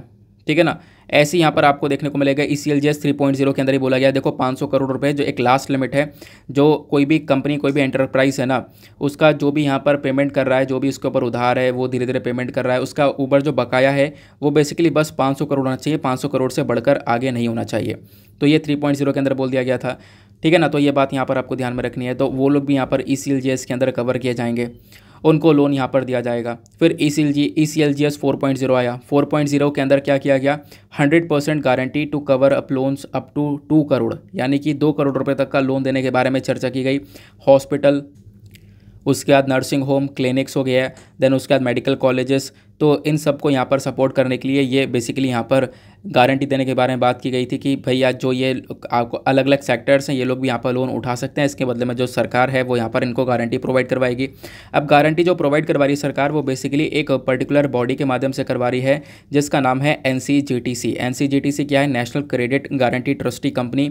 ये एक प्राइवेट लिमिटेड कंपनी है जिसको कंपनीज एक्ट 1956 के अंदर में साल 2014 में इसको बनाया गया था, डिपार्टमेंट ऑफ फाइनेंशियल सर्विसेज के थ्रू, यानी कि जो मिनिस्ट्री ऑफ फाइनेंस के अंदर में आता है ना, उसी को आप लोग यहाँ पर कह सकते हो। सिंपल बात हो गई। अब ये जो कंपनी है ये पूरी तरह से आप कह सकते हो कि ओन करी जाती है गवर्नमेंट ऑफ इंडिया के थ्रू, और गवर्नमेंट ऑफ इंडिया ही यहाँ पर एक तरीके से सपोर्ट कर रही है इस स्कीम को, जहाँ पे गवर्नमेंट ऑफ इंडिया बोल रही है बैंकों से कि हम आपको गारंटी प्रोवाइड करवा देंगे, आप यहाँ पर जो ये एक तरीके से MSMEs वगैरह हैं इनको सपोर्ट करो। समझ में आ गई बात। नेक्स्ट आर्टिकल पर आते हैं। अगला आर्टिकल बात करता है oil raises as OPEC plus agrees to deep cut. देखो ऑयल का यहाँ पर ऑयल प्राइस थोड़े से बढ़ते हुए नजर आए थे कल के दिन में, ऐसा यहाँ पर बोला जा रहा है। क्यों? क्योंकि जो OPEC प्लस कंट्रीज़ है ना, अभी OPEC प्लस कंट्रीज़ क्या है मैं आपको बताऊंगा। OPEC प्लस कंट्रीज़ ने क्या किया, ऑयल के अंदर ऑयल के प्रोडक्शन के ऊपर कट कर दिया। देखो ऑयल का प्रोडक्शन सबसे ज़्यादा OPEC कंट्रीज़ ही करती हैं, है ना। अब होता यह है कि जब ये OPEC कंट्रीज़ ऑयल का प्रोडक्शन कर रही हैं तो ऑब्वियस सी बात है, देखो जो ऑयल का मार्केट है उसको रेगुलेट करने का काम, उसके अंदर प्राइस को सेट करने का काम भी OPEC कंट्रीज़ का मेजरली होता ही है। अब अगर ये बिल्कुल एक तरीके से प्रोडक्शन वगैरह कट डाउन कर दें, यानी प्रोडक्शन कट कर दें, बोले कि अब हम लोग प्रोडक्शन नहीं करेंगे, तो इससे क्या होगा, मार्केट में जो ऑयल के दाम है वो काफ़ी ज़्यादा बढ़ जाएंगे। डिमांड ज़्यादा रहेगी, प्रोडक्शन होएगा नहीं, तो जो दाम है वो काफ़ी बढ़ जाएंगे, ये आपको ही पता है। अब ऐसा ही हो रहा है, हुआ ये कि यहाँ पर इसका प्रोडक्शन के ऊपर कट किया गया, जिसकी वजह से कल यहाँ पर जो ये ब्रेंट क्रूड ऑयल है, जो कच्चा तेल है, ये लगभग $92.73 पर बैरल पहुँच गया था, ऐसा यहाँ पर बोला गया। ऐसा हो क्यों रहा मैं आपको समझाता हूँ। देखो कोविड के समय में एग्जैक्टली क्या हुआ कि लॉकडाउन वगैरह लग गए दुनिया भर में, जिसकी वजह से कोई गाड़ियाँ वगैरह तो चल नहीं रही थी। अब लोगों ने तेल को, जो कच्चा तेल इंपोर्ट कर रहे थे, जो दुनिया भर की कंट्रीज़ इंपोर्ट कर रही थी, उसको इंपोर्ट करना इन्होंने बंद कर दिया। अब इंपोर्ट करना जब बंद कर दिया सारी कंट्रीज़ ने, तो इससे क्या हुआ, इन OPEC कंट्रीज़ को बहुत ज़्यादा नुकसान होने लगा, ठीक है ना, कि हमारा तेल नहीं बिक रहा है, हमारी इकोनॉमी बिल्कुल नहीं बढ़ रही है ना। तो ये चीज़ें हो रही थी, जिसकी वजह से इनको नुकसान बहुत ज़्यादा हुआ। इन्होंने बहुत सस्ते में तेल बेचा, बहुत दाम गिर गए थे। इंडिया ने भी बहुत सस्ते में तेल खरीद के अपने टैंकर भर लिए थे, आपको याद होगा। अब होता यह है कि कोविड के बाद सारी चीज़ें सही होती हैं, लॉकडाउन्स वगैरह हट गए, अब व्हीकल्स वगैरह चल रहे हैं, तो इनका फोकस यह है कि भैया जो हमने नुकसान झेला है ना, जो हमारा लॉस हुआ है वो उसको हमें पूरा करना है। तो इसके लिए यहाँ पर क्या हुआ, जो OPEC प्लस कंट्री है वो क्या कर रही हैं, वो आज के टाइम पे अपने ऑयल प्राइसेस को रिकवर कर रही हैं, ठीक है ना, जो कि बहुत ज़्यादा गिर चुके थे। एक समय पे आप देखोगे मतलब $120 पर बैरल हुआ करता था, और ज़्यादा हुआ करता था, जो कि कोविड में गिर गया था पिछले कुछ समय पर, अभी 3-4 महीने भी पहले काफ़ी गिर गया था। तो उस चीज़ को यहाँ पर बराबर लाने की कोशिश कर रहे हैं। बराबर लाने की कोशिश कैसे होगी, यानी कि ऑयल के प्राइसेस कैसे बढ़ाने की कोशिश की जा रही है, उसके प्रोडक्शन को कट कर दो, आप प्रोड्यूस ही मत करो। जब प्रोड्यूस नहीं होगा एक्सपोर्ट नहीं होगा, और एक्सपोर्ट नहीं होगा, डिमांड तो बढ़ रही है ना, डिमांड तो उतनी ही है। अब मार्केट के अंदर तेल आएगा नहीं, जिसके चक्कर में इसके प्राइसेस बढ़ जाएंगे। अब प्राइसेस बढ़ जाएंगे तो लोग जो है ना वो यहाँ पर थोड़ा महंगा भी खरीदेंगे, जिससे यहाँ पर इनका जो ऑयल का जो प्राइस है ना वो बेसिकली रिकवर हो जाएगा। इनका ये एक ऐसा फोकस है। तो अभी यहाँ पर क्या हुआ, इन कंट्रीज़ ने क्या किया, डीप कट कर दिया इस ऑयल के प्रोडक्शन के अंदर में, जिस चीज़ को अमेरिका ने अपोज भी किया। अमेरिका ने यहाँ पर चाहता है कि प्राइसेस थोड़े से कम रहें, प्राइसेस बिल्कुल भी ना बढ़ें, लेकिन यहाँ पर रिसेंटली थोड़ा बहुत इंक्रीमेंट देखने को मिला प्राइसेस के अंदर में। थोड़ा सा कल यहाँ पे प्राइस बढ़ चुका था क्योंकि ऑयल प्रोडक्शन के अंदर कट डाउन किया गया। सिंपल बात हो गई। तो ये काम किसने किया है, OPEC ने। अब OPEC प्लस ने बेसिकली, अब ये OPEC प्लस क्या है, आओ इसको जानते हैं। ओपेक की फुल फॉर्म क्या है? इसकी फुल फॉर्म है organisation of petroleum exporting countries, यानी कि पेट्रोल एक्सपोर्ट करने वाली जो कंट्रीज़ है उनका ही पूरा यह संगठन है। जीएस पेपर नंबर 2 से आप लोग इस आर्टिकल को रिलेट कर पाओगे। Organisation of petroleum exporting countries यानी ओपेक एक परमानेंट और इंटर गवर्नमेंटल ऑर्गेनाइजेशन है। इंटर गवर्नमेंटल मतलब जितनी भी कंट्रीज़ इस पर्टिकुलर ऑर्गेनाइजेशन में आती हैं उन सबकी सरकारें आपस में मिलकर काम करती हैं। तो इस बॉडी को बनाया गया था बगदाद के अंदर, एक कॉन्फ्रेंस हुई थी 1960 में, तब यहाँ पर इस बॉडी को बनाया गया। और इस बॉडी को बनाने वाली कंट्रीज़ कौन कौन सी थी? Iran, Iraq, Kuwait, Saudi Arabia, Venezuela, ये सारे वही देश हैं जो कि सबसे ज़्यादा तेल का प्रोडक्शन करते हैं। देन उसके बाद में मतलब स्टार्टिंग में तो इन कंट्रीज़ ने ओपेक को बनाया, धीरे धीरे करके ओपेक कंट्रीज़ को और भी कंट्रीज़ ज्वाइन होती रहीं। जैसे कतर ने 1961 में ज्वाइन कर लिया, then Indonesia, then Libya, then UAE, Algeria, Nigeria, Ecuador, Gabon, Angola, Equatorial Guinea, then Congo, इन सभी कंट्रीज़ ने बाद में इसको ज्वाइन कर लिया। करेंट टाइम पे बात करें तो ऑर्गेनाइजेशन के अंदर आपको 13 मेंबर कंट्रीज़ देखने को मिल जाती हैं, क्योंकि बाद में इक्वाडोर, इंडोनेशिया, कतर और गैमो सस्पेंड हो गए थे इस ग्रुप से। ठीक है ना, तो अभी के टाइम पर 13 कंट्रीज़ देखने को मिलेंगी। इसको एक बार रीचेक कर लेना, ठीक है ना। ये डेटा थोड़ा सा पुराना है, जनवरी का डेटा है, आप एक बार रीचेक कर लेना। कोई चेंजेस होंगे तो अब मैं खुद चेक करके आपको चेंजेस बता दूंगा, और ठीक है ना। तो ये बात यहाँ पर रखी जा रही है। तो ऐसे यहाँ पे बहुत सारी कंट्रीज़ ने बाद में ओपेक को ज्वाइन किया था, और ये सारी कंट्रीज़ वो हैं जो कि ऑयल का प्रोडक्शन सबसे ज़्यादा करती हैं। समझ में आ गई ये बात कि ओपेक क्या है, ओपेक कैसे काम करता है ना। ये बात आप लोग आपने समझ ली है। दूसरा अब बात करते हैं ओपेक प्लस क्या है। ओपेक प्लस में देखो, ओपेक के अंदर जो जो कंट्रीज़ थी उसके नाम मैंने आपको बता दिया है, लेकिन ओपेक प्लस में जब बात आती है तो ओपेक प्लस देखो इस बात को यहाँ पर इस लाइन में लिखा हुआ है। इसका मतलब यह है कुछ ऐसी कंट्रीज़, यानी ओपेक कंट्रीज़ के अलावा, एक तो हो गई ओपेक कंट्रीज़ जो कि अभी हमने पढ़ी, इसके अलावा भी कुछ और ऐसे देश हैं जो कि कच्चे तेल को एक्सपोर्ट करते हैं। अब कुछ और जो अलग से देश हैं ना, उनको ओपेक प्लस बोला जाता है। ठीक बात हो गई। कुछ और जो देश हैं जो कि यहाँ पर कच्चे तेल को एक्सपोर्ट करते हैं ओपेक के अलावा, वो ओपेक प्लस के अंदर में आते हैं। तो ओपेक प्लस के अंदर कौन कौन सी कंट्रीज़ हैं? अज़रबैजान है, बहरीन है, ब्रुनई है, Kazakhstan, Malaysia, Mexico, Oman, Russia, south Sudan, ये सारे कंट्रीज़ आपको देखने को मिलते हैं। तो ये ओपेक और नॉन ओपेक का डिफरेंस यहाँ पर ध्यान रखना। नाउ ओपेक और जो नॉन ओपेक प्रोड्यूसर है ना, इन्होंने पहली बार एक अलायंस बनाया था, आपस में सब मिल गए थे एक मीटिंग के अंदर, जो मीटिंग हुई थी अल्जीयर के अंदर साल 2016 में। ये बात क्लियर हो गई। अब इस आर्टिकल के अंदर एक और चीज़ है जो कि आपको पता होनी चाहिए। अब वो चीज़ क्या है? देखो, अगर मैं आपसे पूछूं, यहाँ पे बोला गया ऑयल के प्राइसेस बढ़ गए हैं, तो ऑयल के प्राइसेस अगर बढ़ेंगे तो इसका इम्पैक्ट अगर मैं आपसे पूछूं भारत के ऊपर क्या पड़ेगा, तो क्या लिख सकते हो? ठीक है ना, आओ इसको समझते हैं। पहली बात, इंडिया के अंदर करंट अकाउंट डेफिसिट देखने को मिलेगा, यानी कि ऑयल के प्राइसेस अगर इंक्रीज़ होंगे, इससे हमारे देश का जो इंपोर्ट बिल है, क्योंकि हम लोग तेल के ऊपर डिपेंडेंट है, बहुत सारा तेल मंगाते हैं, तो तेल मंगाएंगे। अब जब प्राइस बढ़ जाएंगे तो ऑब्वियस सी बात है, एक समय पर तेल मंगाने के लिए हम लोग थोड़ा कम पैसा दिया कर रहे थे, अब जब दाम बढ़ जाएंगे तो हमें थोड़ा सा ज़्यादा पैसा देना होगा। तो इसके चक्कर में हमारा इंपोर्ट बिल थोड़ा सा बढ़कर आएगा, हमारा थोड़ा ज़्यादा पैसा कंट्री से बाहर जाने लगेगा, हमारा करंट अकाउंट डेफिसिट होने लगेगा, इंपोर्ट हमारा थोड़ा सा महंगा हो जाएगा। क्लियर बात हो गई।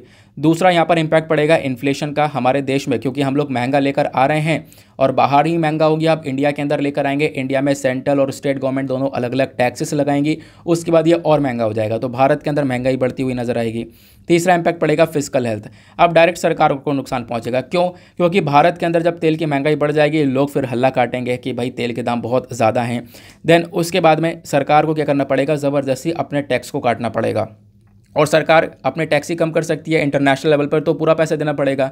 अब टैक्स कम करेगी तो इससे सरकार के पास में कोई रेवेन्यू, सरकार की कमाई कम हो जाएगी, सरकार की कमाई कम हो जाएगी तो इससे यहाँ पर, क्योंकि मेजरली कमाई सरकार की इसी से है, क्योंकि बहुत सारा टैक्स ये लोग चार्ज करते हैं, तो इससे क्या होगा? जो सरकार के पास में रेवेन्यू, जो पैसा आ रहा था इनके पास में, वो लोग विकास के ऊपर लगा रहे थे, डेवलपमेंट के ऊपर लगा रहे थे, वो पैसा डेवलपमेंट के ऊपर नहीं रख पाएगा, ऐसा यहाँ पर बोला गया।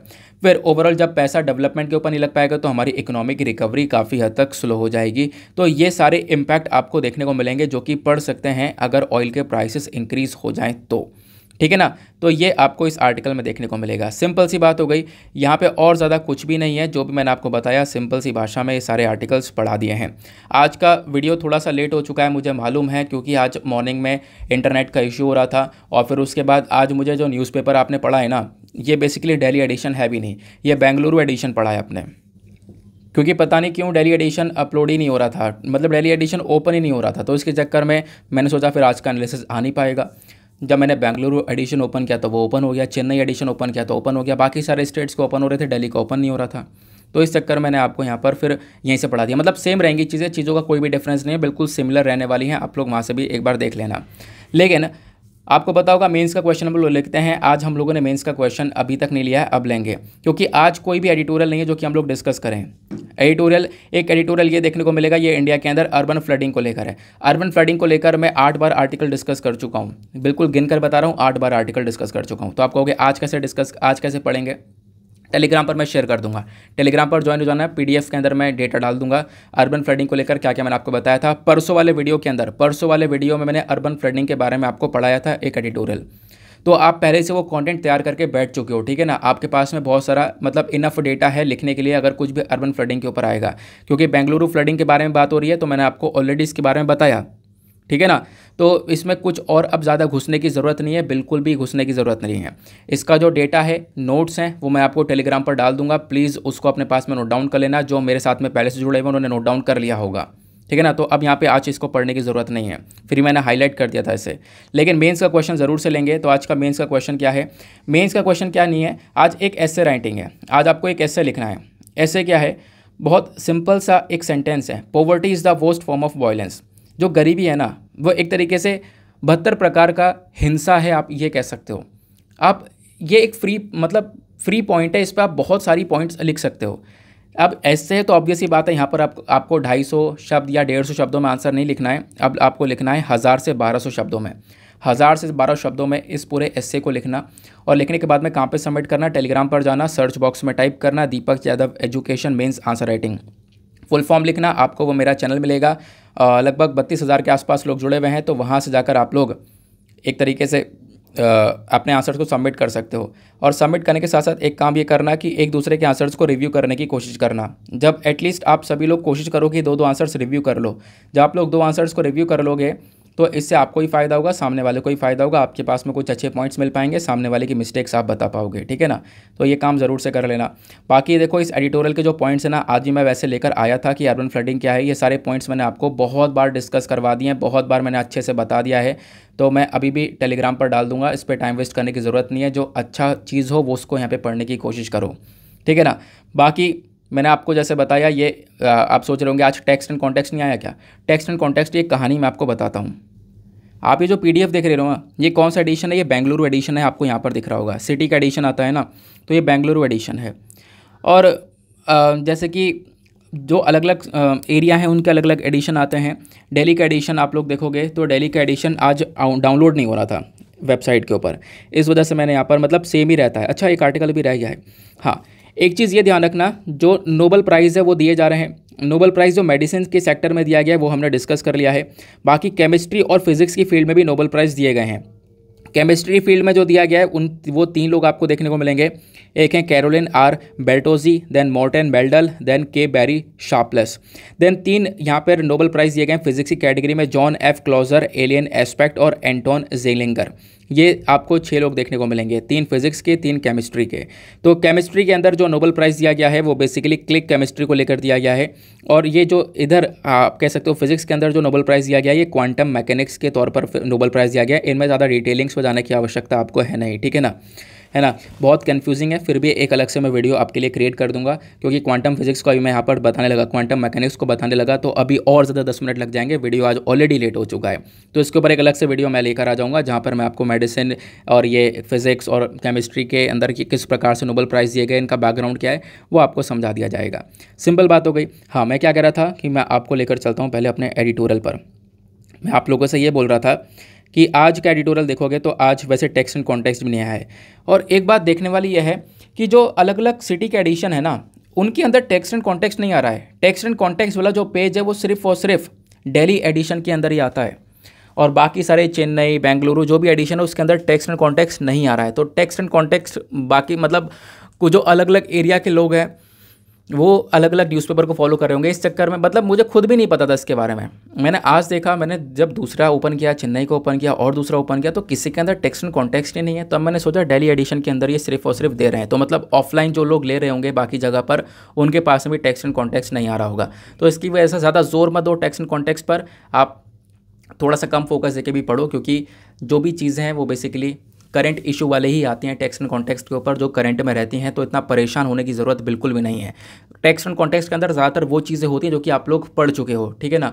जो करंट अफेयर में छोटे छोटे आर्टिकल हम लोग पढ़ते हैं ना, यही टेक्स्ट एंड कॉन्टेक्स्ट के अंदर आ जाता है। जैसे ओपेक वाला आर्टिकल हमने पढ़ा, हो सकता है टेक्स्ट एंड कॉन्टेक्स्ट के अंदर आ जाए, क्यों यहाँ पे सप्लाई कट कर दी, इसका इम्पैक्ट क्या पड़ेगा, जो भी बातें मैंने आपको बताई, तो ये होता है टेक्स्ट एंड कॉन्टेक्स्ट के अंदर। तो जिसके पास में भी नहीं आ रहा है वो लोग यहाँ पर बिल्कुल चिंता ना करें, वो लोग बिल्कुल भी परेशान ना हुए, ठीक है ना। तो ये बात यहाँ पर थी। तो एडिटोरियल सेशन को आज आप लोग रिलैक्स करो, आराम से यहाँ पर जो पढ़ा है उसको यहाँ पर रखो, और फिर उसके बाद में प्रीलिम्स के क्वेश्चन को देख लेते हैं। आज का प्रीलिम्स का क्वेश्चन क्या है exactly. Quality Council of India को लेकर आपसे क्वेश्चन पूछा गया था कि क्वालिटी काउंसिल ऑफ इंडिया को लेकर 2 स्टेटमेंट दिए गए हैं, बताओ कौन सा स्टेटमेंट करेक्ट है। तो इसका करेक्ट आंसर आपको सी देखने को मिलेगा, दोनों के दोनों स्टेटमेंट करेक्ट है। क्वालिटी काउंसिल ऑफ इंडिया को ज्वाइंटली सेटअप किया गया था गवर्नमेंट ऑफ इंडिया और इंडियन इंडस्ट्री के थ्रू, साथ ही साथ में इसको एक तरीके से मैंने आपको बताया अपॉइंट किया जाता है। चेयरमैन जो होते हैं क्वालिटी काउंसिल ऑफ इंडिया के अंदर, इसको अपॉइंट किया जाता है प्राइम मिनिस्टर के through, industry to the government के रिकमेंडेशन के बेसिस पर। क्लियर हो गया। तो इसी के साथ में करते हैं हम लोग अपने लेक्चर को समाप्त और मिलते हैं आपसे अगले वीडियो में। आज के लिए bye bye, have a nice day, thank you and जय हिंद।